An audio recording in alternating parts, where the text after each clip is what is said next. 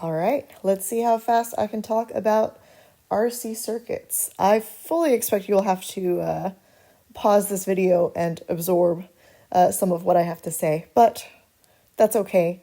All right, take your time. Let's go. So a capacitor, one of the analogies that we've used before is that of like elastic potential energy. They kind of act like springs, or, right, if we want to go with like the water analogy, we could say that they're kind of like water balloons, right? The more you fill a water balloon, the harder it gets, as it kind of approaches its limit, right? And like a water balloon, a capacitor could also reach its breaking point, right, through dielectric breakdown. But in happy physics world, obviously that's not going to happen. So how much can you fill a capacitor? If we're not bound by its structural integrity, then, well, you can fill it as much as you are able to pump charge in with an EMF, right, an electromotive force. The property of a capacitor, right, capacitance is defined as charge per volt. So really it's just dependent on your voltage source, okay? If you want a really silly extension of the water balloon analogy, we can actually take that a step further, right? Thinking, elastic potential energy or electric potential energy, right? The more and more you extend something, right, the more and more it wants to return to its original shape, right? So imagine, right, if we have a empty water balloon, right, the battery is like your faucet, right? And so you fill the capacitor full of charge, right? At the beginning, it's really easy. Your capacitor is not, quote unquote, stretched out very much. There's a repulsive electric force, but it's not nearly as big as the electric force that is provided by the battery, okay? As you fill it, as the capacitor becomes more and more charged, right, that electric force inside the capacitor, right, as more and more charge accumulates, that electric force is going to get bigger and bigger and bigger until, right, we're eventually going to get to the point where that electric force is going to balance the electromotive force that is from the battery, right? That is when we would consider that capacitor to be fully charged, okay? So then, well, what do you do with like a fully charged capacitor? What do you do with like a full water balloon? Well, with a water balloon, you throw it at someone, right? But you could, right, just as easily, if you don't tie it off, right, you could let go, right, of the neck of the balloon and you could squirt water at someone. And so the idea is, well, with that squirting water, right, it's analogous. It's electrical current, literally, right? And with that electrical current, you could do work. Now, obviously, your capacitor is not literally going to like shoot out sparks or anything like that.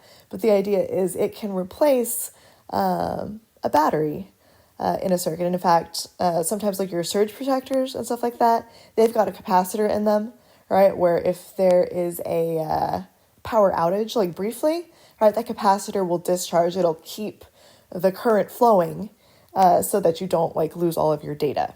So that's a practical use of capacitors there. So thinking about kind of this water balloon analogy, right? If charge represents the amount of water in the balloon, right? At the beginning, when you start filling up the balloon, it's really easy, right? Since the balloon's not stretched out at all, there's not a whole lot of resistive force there. So it's going to start filling up quick, right? And then as it reaches its max, right, it's going to taper off. It's going to have an asymptote, right? Since voltage is just equal to charge over capacitance, which is a geometric constant, right? Your voltage of a capacitor graph is going to look exactly the same shape, right, as your charge one. It's just scaled up by some factor, okay? Your current graph, this is where things get a little interesting. Current is defined, right, as the rate of change of charge, right, the rate at which charge flows. If you don't have a resistor in your circuit, right, the capacitor is going to charge up instantly, right? There is no resistance, right? It's just going to be, boom, instantly full, right? Which is kind of odd. There needs to be a resistor in your circuit, okay? And so the initial value of your current, right, is given by Ohm's law, right? It's going to be the voltage of the battery or the EMF, right, divided by the resistance, right? And so then as that capacitor slash balloon, right, starts filling up, right? That charge is going to slow down. So like the current is going to decrease and it's going to asymptotically approach zero. Okay, that's charging.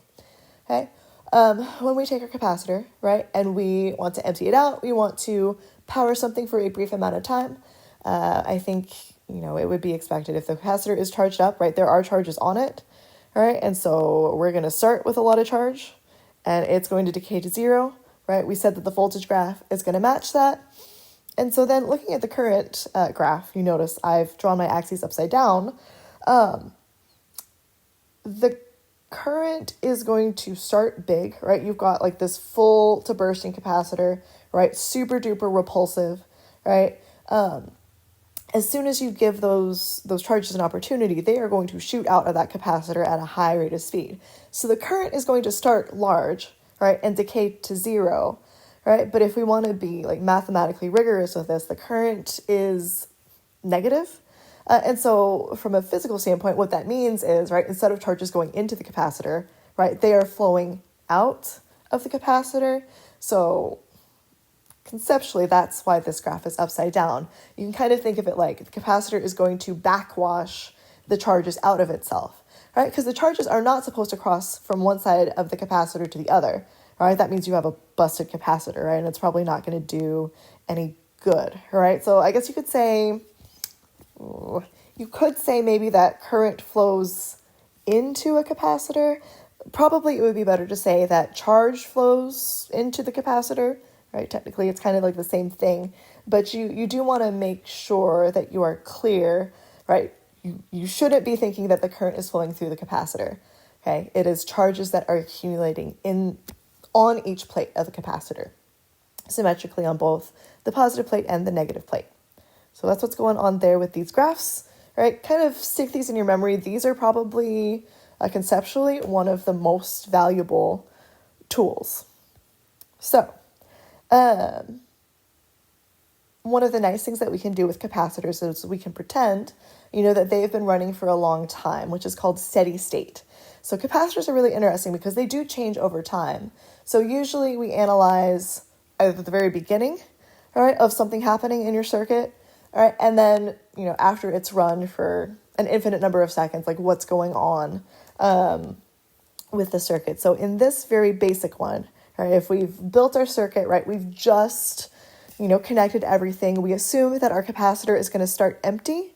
Okay, so if our capacitor starts empty, then it has no charge, right? If it's got no charge, then it's got no voltage because voltage is equal to charge over capacitance, right? If the capacitor has no voltage, then that means the resistor has to have all of the voltage to fulfill loop rule, right?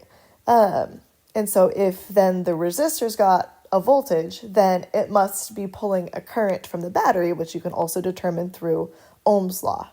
So that's kind of like your problem solving steps. Okay, you just kind of talk through it like very sequentially, very logically, right? It just follows one step from another. So that's kind of your initial state. Okay, after a long time, right, your capacitor is going to be full of charge, right? Going back to like the water balloon analogy, there's going to come a point where the balloon is pushing so hard against the faucet that like no more water is going to be coming in. So if the capacitor is full, right, there's no current flowing. If there's no current flowing, then that resistor can't convert electrical energy into something else, right? So there's no voltage drop. If there's no voltage drop across the resistor, that means that the full voltage drop must be across the capacitor, right? Because loop rule must still be fulfilled. And so at that voltage, which is equal then to the battery voltage, right, we can determine what the total charge is on that capacitor. All right. So in that circuit was fine, right? Here's another very similar circuit, right? The only spicy thing about this one is that there's two capacitors, right, and two resistors. So when a capacitor is empty, right, there is no repulsive electric force there. So it acts like there's no resistance in that branch. Like all of the current is going to immediately rush into that branch. It's going to ignore any branches that have resistors in it.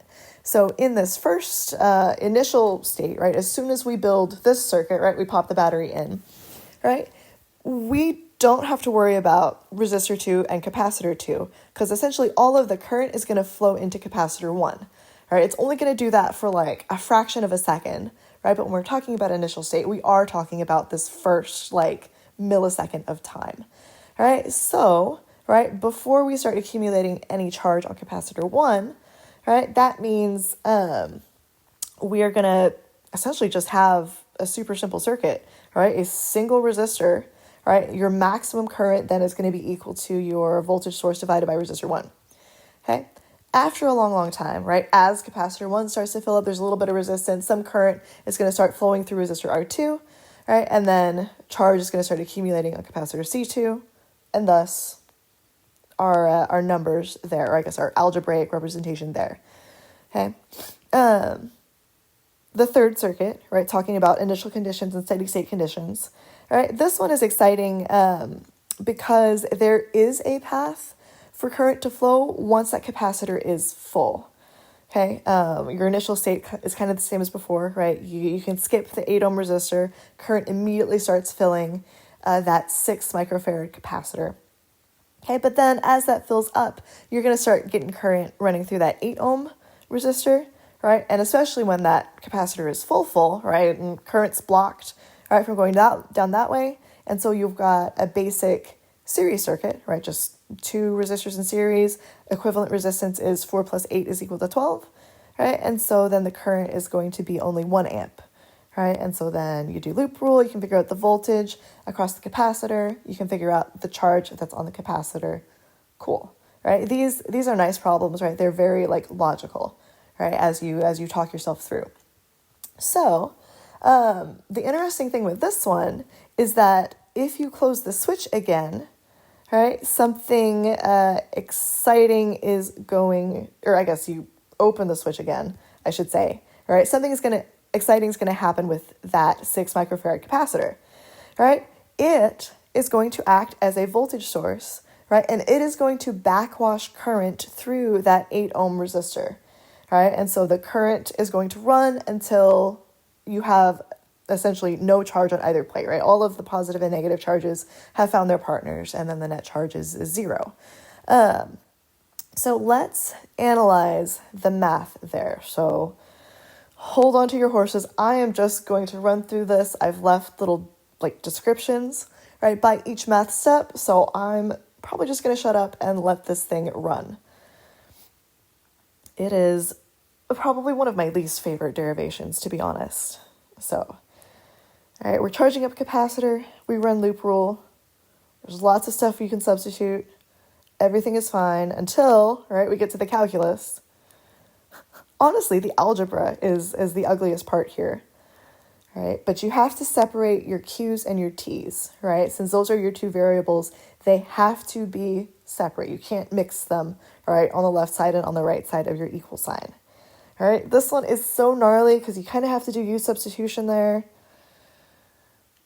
It's like so much worse than like the air resistance derivation, but there's some similarities there. Goodness gracious. When all is said and done, all right, this whole problem-solving process gets you the charge on the capacitor as a function of time, right? And so thinking back to like those 6 graphs that we showed earlier, right, I did say that those were conceptually probably like the most important, right? Those are kind of what you cling to like when things are looking grim, right? If you can remember like those graphs and how they relate to each other, right? Because your voltage graph is just your charge graph scaled up, or I guess scaled by a factor of 1 over the capacitance, right? And then your current graph, well, it's kind of gnarly, right? But it's the slope of this, which taking the derivative of E is not terrible, right? Y'all can do that with your calculus skills. So super gnarly. I apologize. Okay. Let's kind of break this down. Yeah, talking about like your parent functions, All right, so those 6 graphs, they had 2 basic shapes, right? One of them increases but has like this horizontal asymptote. One of them decreases asymptotically to 0. All right, those parent functions both involve e to the negative some kind of exponent. I guess I should have said kx instead of kt. Sorry, force of habit.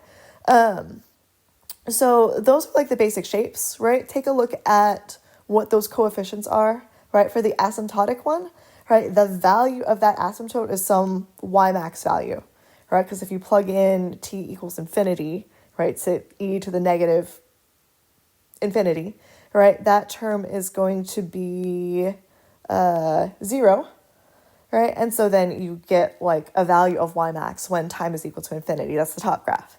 Okay, for the bottom graph, right? If you let t go to infinity, right? Then this e to the negative infinity term is going to approach 0, right? So your whole function is going to approach 0. Okay, hopefully you're okay with like the parent functions and like the stretching and the shifting and all that like basic algebra stuff just applied to this this exponential function. There's a quantity called the time constant, which is equal to r times c. It's really weird. If you actually analyze the units all the way through, you do get units of seconds, which, I mean, it's kind of bizarre, but it like makes sense both through like the dimensional analysis part and also like the way that this graph works. Like, you know that, for example, the stuff in parentheses, the 1 minus e to the negative kt, like that has to be dimensionless, right, in order for this to work out. Same thing with the y is equal to y naught, right, times e to the negative kt. So this quantity RC is called the time constant, and it has a special significance, right? It's the time for the circuit to be 63% complete. Okay, so since both of these functions are asymptotic, right, it's never going to technically reach its final value. So like if you're talking to like another engineer or another physicist or whatever, you're trying to build a circuit, right, that, well, I mean, it's never going to reach a value. So when you're trying to describe it, well, you'll say, well, let the time constant be this, right? And so that way you know like what size resistor, what size capacitor you would need to grab in order to make the circuit like do what you want in the amount of time that you want. Okay, so that's just a fun fact there. And so that's represented by Greek letter tau. Okay, so not torque, but time constant. Just a fun little thing there. One last derivation, the one for discharging, is not nearly so bad for discharging as it is for charging. There's just a couple little quirks. Right? Honestly, I just kind of think of the graphs and I look at the parent function.